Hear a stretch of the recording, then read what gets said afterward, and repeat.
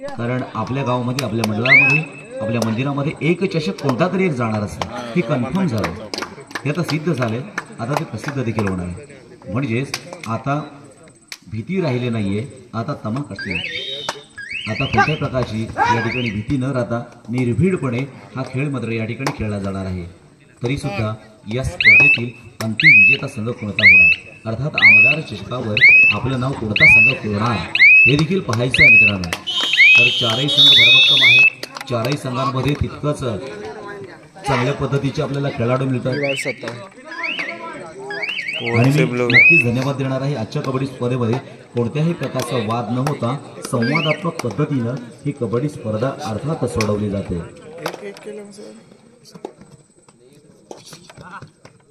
Bonus bonus अशी ही कबड्डी स्पर्धा, आपुलकीची कबड्डी स्पर्धा, विश्वबंधुत्वाची कबड्डी स्पर्धा, न जातीचा न धर्माचा कबड्डी खेळ हा फक्त लाल मातीचा, अशी ही कबड्डी स्पर्धा मात्र आज या ठिकाणी आपण खेळत असताना पाहतोय.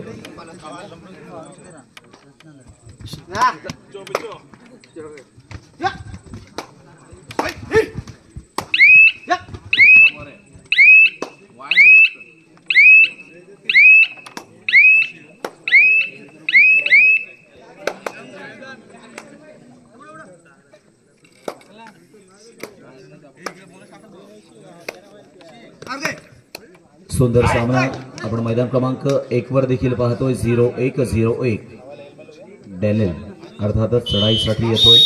आपण मागच्या या सामन्यामध्ये देखील त्याचा परफॉर्मन्स पाहिला. खूप चांगल्या पद्धतीने या ठिकाणी खेळ केला. अर्थात कोणी कमी नाही आहे. प्रत्येकजण आपापल्या परीनं आपल्या संघाला पुढे घेऊन जाण्यासाठी सातत्यानं आणि प्रामाणिकपणे प्रयत्न करत असतो. मात्र प्रयत्नांना यश मिळणं किंवा प्रयत्नांना यश न मिळणं ह्या देखील काही गोष्टी या ठिकाणी अवलंबून असतात. खरं तर नशिबाला 0% आणि कर्तृत्वाला 100% मार्क्स या आपण कबड्डीच्या खेळामध्ये पाहत असतो. निर्विवादपणे सुरू असलेली कबड्डी स्पर्धा याचं सगळं श्रेय मी अर्थात आपल्याला सर्वांना देणार आहे. जर यानेक आपले धर्म, जर यानेक आपल्या जाती, तरी अभंग असू द्या सदैव आपली माणुसकीची नाती. ही माणुसकीची नाती जपण्यासाठी आपण या ठिकाणी आलेलो असतो.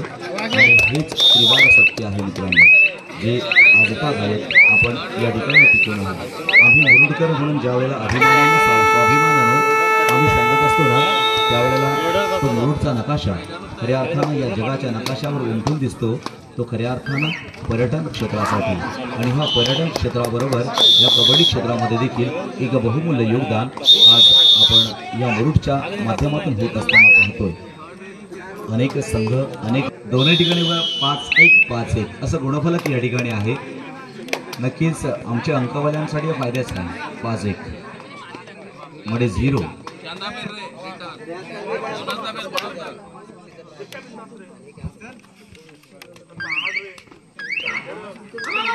ओंकार चढाईसाठी येतो. 1 गुण मात्र या ठिकाणी आपल्या संघासाठी टिकतोय. 6-1 असा गुणफलक मात्र त्या ठिकाणी झालेला आहे. तिकडे डॅनियल असे हे खेळाडू आहेत. नामांकित 4 संघ.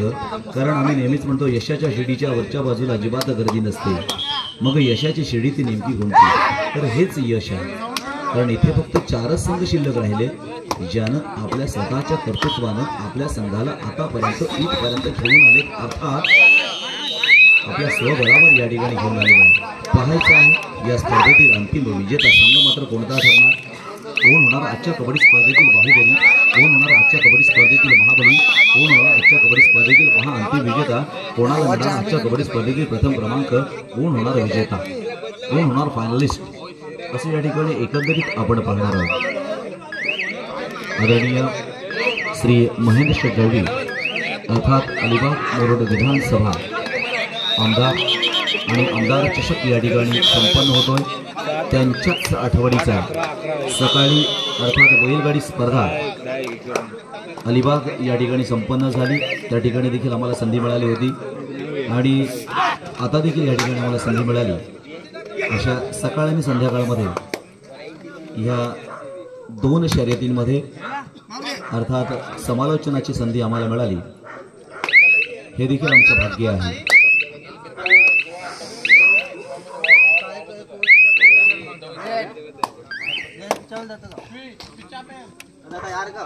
खेळ कबड्डीचा तुमच्या आमच्या आवडीचा आणि हीच आवड आपण जोपासतोय. अर्थात विशेष म्हणजे आपली सवड काढली. उद्याचा जरी रविवार असला तरी सुद्धा सगळ्यांना सुट्टी असते अशातला भाग नाहीये. अनेकांना कामाला जायला लागत असतं, अनेकांचा उदरनिर्वाह, अनेकांचा रोजगार असतो. त्या दृष्टिकोनातून 1-2 तास जरी झोप मिळाली ना तरी ती पुरेशी असते. म्हणून हीच कबड्डी स्पर्धा जर निघाला असता म्हणजे जवळपास 3-3:30 पर्यंत आपण घरी गेलो असतो, 4 वाजेपर्यंत. म्हणजे 5-6-7 3 तास आपल्याला झोप मिळाली असती. म्हणजे असं एकंदरीत या ठिकाणी आपण कबड्डीचं चित्र पाहतोय.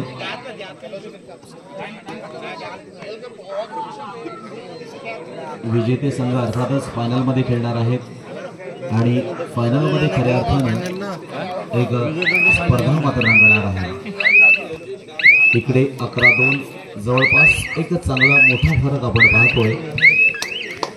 माउंट कार्बाईड इकडे 11-1, इकडे 11-2 मध्यंतर झालेला आहे. असाच काहीसा गुणफलक मात्र आपण त्या ठिकाणी पाहतोय. अंतिम सामना अतिशय सुंदर होईल, चांगला होईल, उत्तम होईल, सर्वोत्तम होईल यात शंकाच नाही.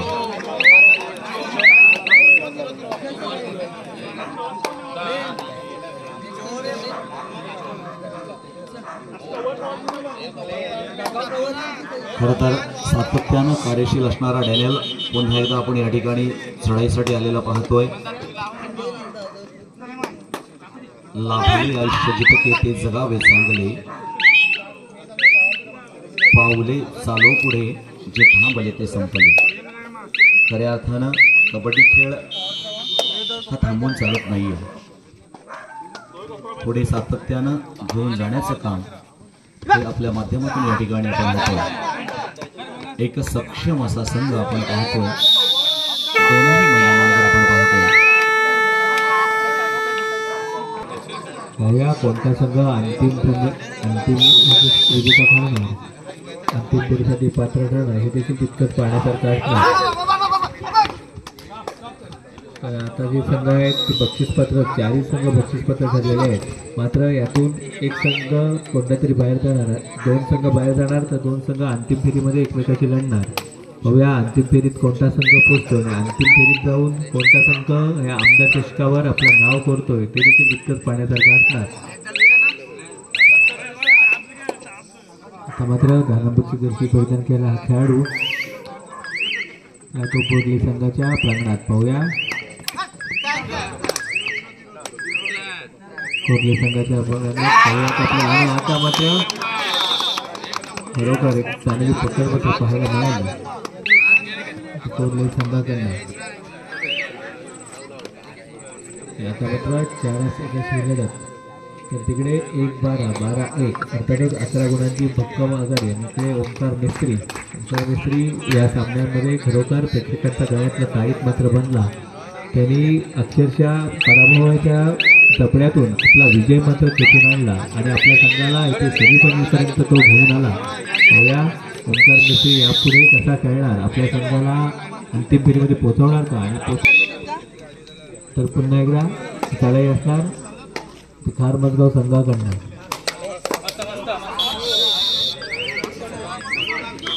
ओंकार मिस्त्रीच्या माध्यमातून चांगली चढाई पुन्हा एकदा पाहायला मिळाली. 1-15 अर्थातच 14 गुणांची भरभक्कम आघाडी खारीकवाडा संघाकडे.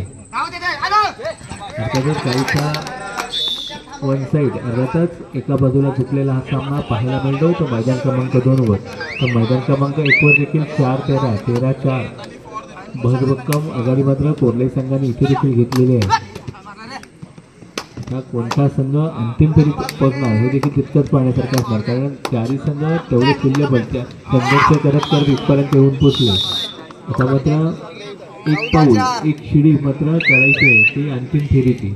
होया कोणता संघ दिसतो आणि एक चांगली पकड मात्र आता पाहायला मिळाली तिखारीच्या संघाकडनं. आता पुढच्या काळाचा आरंभ मात्र गायकवाड संघाकडून घेण्यात आला. तर इकडे पुन्हा एकदा कार मजगाव संघाची ही चढाई, खरोखर एक चांगली चढाई मात्र कार मजगाव संघाकडनं पाहायला मिळते.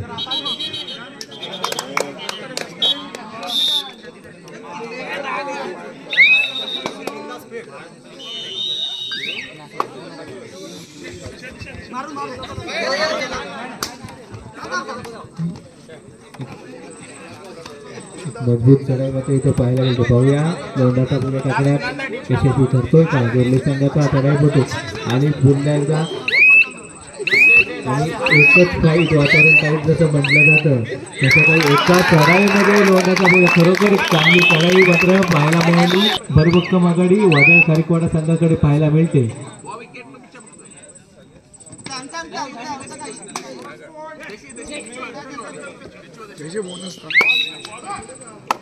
पुन्हा एकदा कोरलाई संघाचा हा चढाईपटू. मागच्या चढाईतच त्यांनी एका चढाईमध्ये समोरच्या संघाला चितपट केलं. समोरच्या संघावर अगदी लोंढाचा बोजा मात्र त्यांनी टाकला होता. पाहूया या चढाईमध्ये वेळ काढू धोरण तो स्वीकारतोय की पुन्हा एकदा आक्रमकता दाखवतोय, हे देखील तितकंच पाहण्यासारखं असणार. तर तिकडे देखील सामना काहीसा एका बाजूला झुकलेला पाहायला मिळतोय, तो म्हणजे जय हनुमान उंदरगाव वर्सेस वादळ खारीकवाडा या दोन संघामध्ये. तर इकडे देखील काहीसं तसंच चित्र पाहायला मिळतंय.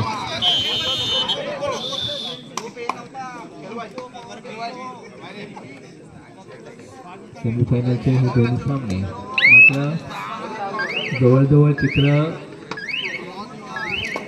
निश्चित होते का की कोणता संघ अंतिम फेरीत, कोणते दोन संघ अंतिम फेरीत पोहोचणार. हे जवळ प्रेक्षक देखील तितकेच गर्दी असतात. प्रेक्षकांना देखील तितकंच लक्षात येतं की कोणते संघ आता फायनलमध्ये एकमेकांशी झुंजणार आणि कोणते संघ इथूनच परतणार. मात्र जरी कोणताही संघ जे परततील ते देखील खाली परतणार नाही, ते आपल्या गावामध्ये किंवा आपल्या संघासाठी इथून एक चषक तर नक्कीच घेऊन जाणार. आता मात्र ओंकार मिस्त्री ज्यांनी आपल्या संघाला इथपर्यंत येऊन पराभवाच्या शाळेतून, पराभवाच्या झगड्यातून विजयश्री खेचून आणून इथपर्यंत आणलं, आता मात्र काहीचं वेळ काढू धोरण मात्र ओंकार मिस्त्रीच्या माध्यमातून पाहायला मिळतंय.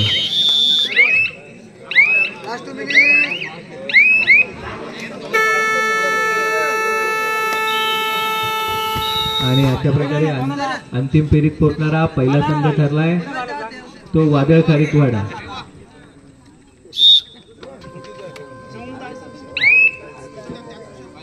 आणि जय हनुमान उंडरगाव हा संघ जरी पराभूत झालेला असला तरी त्याही देखील चांगला झुंज दिली, चांगला संघर्ष केला आणि इथं सेमीफायनल पर्यंत येऊन बक्षीसपात्र देखील ठरला. तर इथे पण देखील सामना संपायच्या स्थितीत दिसत आहे. ते म्हणजे कोरलाई वर्सेस जय हनुमान खारमजगाव. खारीकवाडा संघाला विनंती करतो आपण लगेचच मैदानाकडे यायचं आहे. आपण